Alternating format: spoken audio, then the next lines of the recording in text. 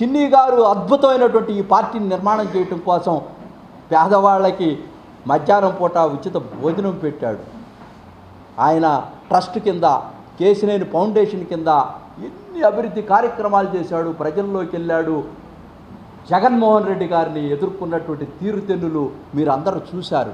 ఈ రాష్ట్రంలో యువగళం వచ్చేటప్పుడు స్వాగతించినప్పుడు చరిత్రలో చేయని విధంగా విజయవాడలో నారా లోకేష్ గారు యువగళం చేశాడు. దాంట్లో నీకేమన్నా పాత్ర ఉందా మిస్టర్ శ్రీనివాసరావు?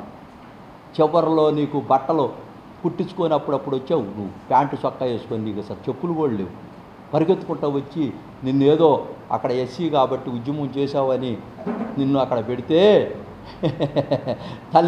తల్లి పాలు దాగి తల్లి రొమ్ము గుద్ది నువ్వు ఎంత నీచమైన రాజకీయానికి ఒడికట్టావయ్యా ఈ రోజున.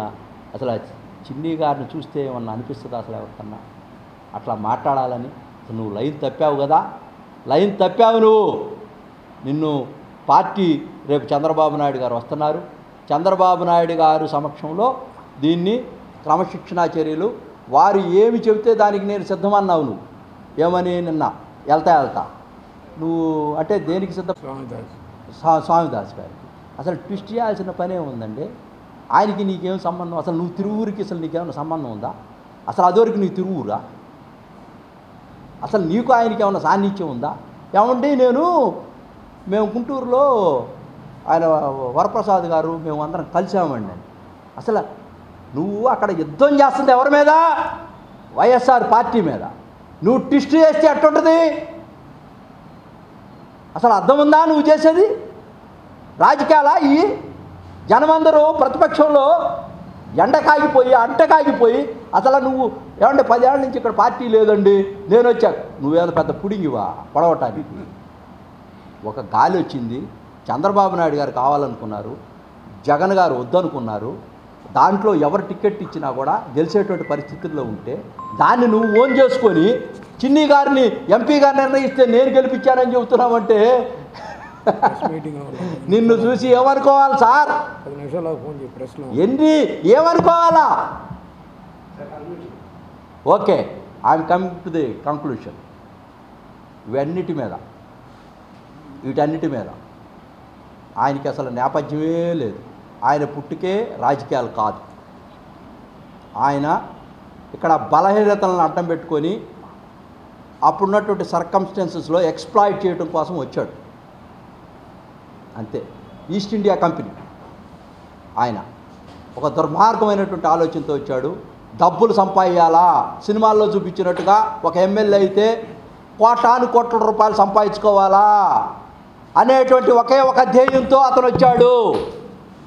అతను దానికోసం, ఆ డబ్బుల కోసం, తన సొంత స్వలాభాల కోసం అతను పదవి వదులుకోవడానికి సిద్ధంగా ఉన్నాడు.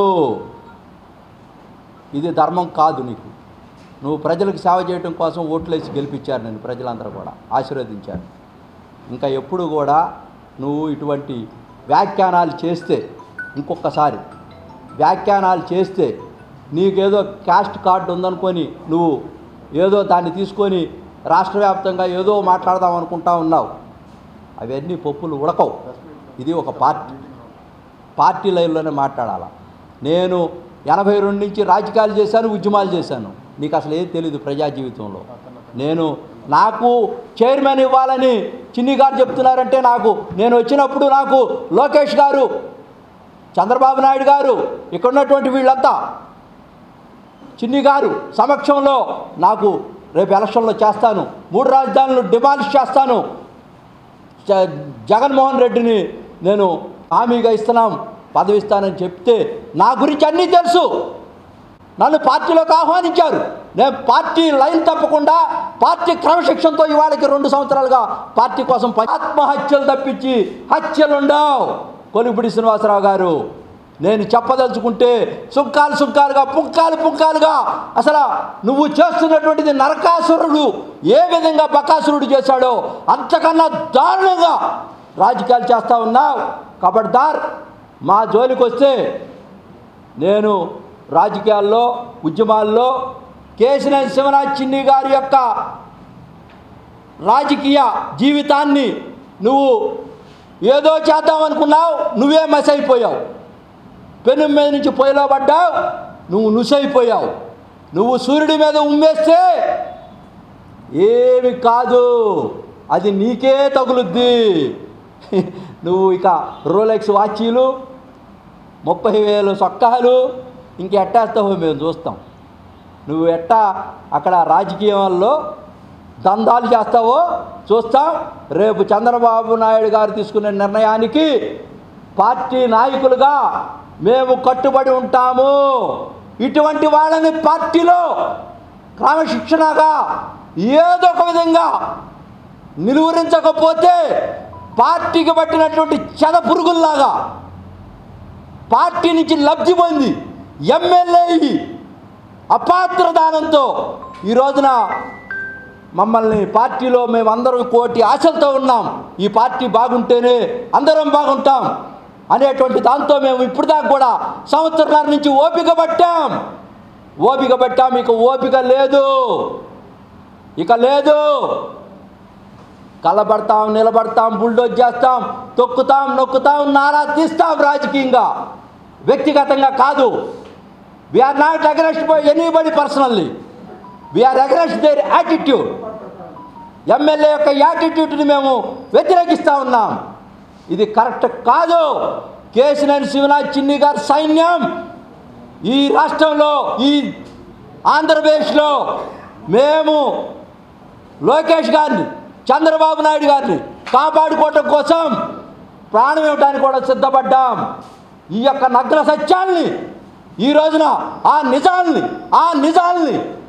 నిజాల్ని చెప్పటం కోసమే ఈ యొక్క పత్రికా విలేకరుల సందర్భంగా చెప్పటం కోసం, గళవిప్పటం కోసం ఇక్కడ పత్రికా విలేకరుల రాజేష్ గారు, అదేవిధంగా డాక్టర్ ఎవరికైనా సరే రేపు తీసుకున్నటువంటి నిర్ణయం పార్టీలో తప్పు చేయకూడదనుకోవాలి. పార్టీ లైనే అంతిమంగా ఫైనల్. అది చంద్రబాబు కట్టుబడి ఉంటామని చెప్పి ఈ యొక్క ఎన్టీఆర్ జిల్లా ఈ పార్టీని ఏ విధంగా పట్టుబట్టించాలని ఈ రాష్ట్రంలో నువ్వు వారితో పోవడంతో ఈ రోజున పార్టీని పట్టుబట్టించడం కోసం నీకు ఎరేసిన వాళ్ళందరి పేరు కూడా చాలా ఉంది, సశేషంగా ఉంది. చాలా చెప్పాల్సినటువంటి అంశాలు ఉన్నాయి. అక్షర సత్యం. ఆయన భావోద్వేగాలతో చక్కగా ఉన్న వాస్తవాన్ని చక్కగా చెప్పారు. ప్రత్యేక ధన్యవాదాలు. అలాగే గతంలో ఎలక్షన్ ముందు 24 జనవరి తర్వాత ఆ రోజుల్లో ఈయన జగన్మోహన్ రెడ్డి గారు ప్రతిసారి మీటలు నొక్కుతున్నారు, లేబర్కి చాలా బాగా చేస్తున్నారు, ఇచ్చేస్తున్నారు, 175 అంటున్నారు, గ్యారంటీ గవర్నమెంట్ వైసీపీ వస్తుందని చెప్పుకునే రోజుల్లో ఆ రోజుల్లో ఈయన్ని అప్పటికే 3 సంవత్సరాల నుంచి ఉద్యమంలో పెట్టారు. ఆ పార్టీని నమ్మి ప్రత్యేకంగా ఈయనకి social democratic party national president ఈయన. యాక్చువల్గా వైసీపీలో లేడు. హైదరాబాద్లో ఉంటా, ఢిల్లీ హైదరాబాద్లో ఐఏఎస్ కోచింగ్ అని పెట్టి దాని మీద చాలా రకరకాల ఉన్నాయి ఆ వాస్తవాలు. ఆ బిజినెస్ల గురించి నాకు అనవసరమైన విషయం. ఆయన దీన్ని అనువుగా మార్చుకుని వచ్చి ఒక వర్గం వాళ్ళని పొగుడుతూ వీళ్ళు చాలా సాక్రిఫైస్ చేశారు, ఈ క్యాస్ట్ అసలు మామూలుది కాదు, అది ఇది అంట చెప్పుకుంటా వచ్చి దానికి పడేవాళ్ళు ఎవరు లేరు. ఆయన చెప్పాడని కాదు, వాళ్ళు ఎప్పుడూ అట్టాగే ఉంటారు. మంచి సమాజం మంచి కోరుకునేవారు. అది నమ్మబలికి అట్టా చిన్ని గారి దగ్గర చేరారు. సో ఆ రోజుల్లో తిరువూరులో ఉన్న పరిస్థితుల్లో ఈయన బాగా మాట్లాడుతున్నారు, రైతుల పక్షపాతిలాగా ఉన్నారు అని ఈయన నమ్మి అన్ని రకాలుగా ఆశీస్సులు ఇవ్వటం. ఆయనే చెప్పాడు నిన్న ప్రెస్ మీట్తో, నేను ఆయన ఇవ్వటం మూలంగా నాకు ఎమ్మెల్యే సీట్ వచ్చింది, అందుకు నేను ఆయనకి నిబద్ధతగా ఉన్నాను. కానీ అని ఏయో కళ్ళబొల్లి కబుర్లు, ఆ డబ్బులని ఇదని అబాండాలు వేస్తా తను చేసే పనులు ఎదుటాడి మీద రుద్ది ఇది చేయడానికి రకరకాల ఎమ్మెల్యేలను కూడా వాళ్ళు చెప్పినా చెప్పకపోయినా ఈయన అబద్ధాలు సృష్టించడానికి ట్రై చేసి అవన్నీ అవాస్తవాలు. దాని మీద ఏ ఎంక్వైరీ అయినా ఎవరైనా వేసినా అది క్లారిటీగా బయటపడతాడు. సో ఆయన ఎందుకు చేశాడో ఏం ఆలోచిస్తున్నాడో అది ఏదో వేరే ఆలోచన ఉంది ఆయనకి. సరే ఆలోచనలు ఆయనే నిగ్గుదేల్చాలి. కాకపోతే ఆయనే పతిత్వం అయినట్టు ఓ పక్కనేమో ఆయన హెల్ప్ చేశారు, ఆయన లేకపోతే నాకు ఇది లేదు అంట. ఒక ఎమ్మెల్యే అవటం అంటే పైగా 3 రాజధానులు నుంచి 0 చేసి వచ్చిన గురునాథం గారు లాంటి వాళ్ళు, ఇదిగో దళితరత్న మేమందరూ కూడా స్టార్టింగ్ నుంచి ఎన్టీఆర్ పార్టీ పెట్టినప్పుడు కాడి నుంచి ఉన్నాడు. ఈ దళితరత్నగా నేను ఎమ్మెల్యే క్వార్టర్స్లో మా గాంధీ అని ఇప్పుడు చైర్మన్ అయ్యాడు. మేమంతా అప్పటి నుంచి ఉన్నాళ్ళమే. అప్పటి నుంచి ఉన్నాళ్ళకి ఒక చిన్న అవకాశం రాలా. నువ్వు మాటలు మార్చి మాయ చేసి ఎట్లా కొట్ట ఆ చిన్ని గారు అప్పటికే కొన్ని కోట్లు అన్నా క్యాంటీన్ పెట్టి బాగా రకరకాల రోగాలు ఉన్న వాళ్ళకి చక్కగా పెద్ద పెద్ద క్యాంపులు పెట్టి ఈయన చేయడంతో చాలా రకాలుగా వచ్చింది. ప్రత్యేకంగా నేను స్వయంగా తిరువూరు గురించి చూశాను. ఈయన సీటు ఇప్పించినాక ఇది బ్యాడ్గా ఉందని దీన్ని 1-10 సార్లు తిరిగి ఉన్న డబ్బు కన్నా చాలా ఎక్కువ అక్కడ సహాయాలు చేసి ఇటు అన్నా క్యాంటీన్ ద్వారా కానీ ఇటు రోగస్తులు కానీ చేసి దాన్ని ప్లస్లోకి తీసుకొచ్చి సుమారు దగ్గర 25,000 మెజార్టీతో గెలిచాడు. ఇవన్నీ మర్చిపోయి దొంగ అబద్ధాలు కేసినేని చిన్ని గారి మీద అతను వేయటం చాలా దుర్మార్గం. దానికి ఫలితం అనుభవిస్తాడు. అంతగా అది ఒక్కటే చెప్పగలను. ఆయన ఇప్పటికైనా మారి ఆయన ఒక మాట అన్నాడు నిన్న, మన గౌరవ ముఖ్యమంత్రులు ఏం చెప్తే అది నారా చంద్రబాబు నాయుడు గారు ఏం చెప్తే అది వింటానని అది పెట్టుకుని కామ్గా వెళ్తే మీకు లైఫ్ ఉంటుందని అక్కడ లోకల్ ప్రజలు కూడా ఇవన్నీ పూర్తిగా విశ్లేషించి ఈయనకి ఎట్టా పనిష్మెంట్ చేస్తామని ఇప్పుడు ఆల్రెడీ జరిగి తండోపదండాలుగా వస్తున్నారు విజయవాడ. సో సమన్వయంగా అందరం ఓటే అని చెప్తున్నాడు. చిన్ని గారి పార్టీ ముఖ్యమని చెప్తున్నారు. కాబట్టి అది తెలుసుకుని ఈయన కేసినేని చిన్ని గారికి ఎందుకు ఈ అవాండాలు వేసాడని నిజం బయటకెక్కి దీంట్లో ఏ కుట్ర కోణం ఉందో బయట పెట్టాలని నేను డిమాండ్ చేస్తున్నా. అలాగే కేసినేని చిన్నిని ఈయన ఎంత మాట్లాడినా ఆకాశాన్ని చూసి ఉమ్మేసుకున్నట్టు ఆయన మొహం మీదే పడుతుంది. కేసినేని చిన్ని గారు బ్రహ్మాండంగా అందరు కార్యకర్తల్ని పేరు పెట్టి పిలిచి నిత్యం ఇక్కడ తిరుగుతున్నాడు.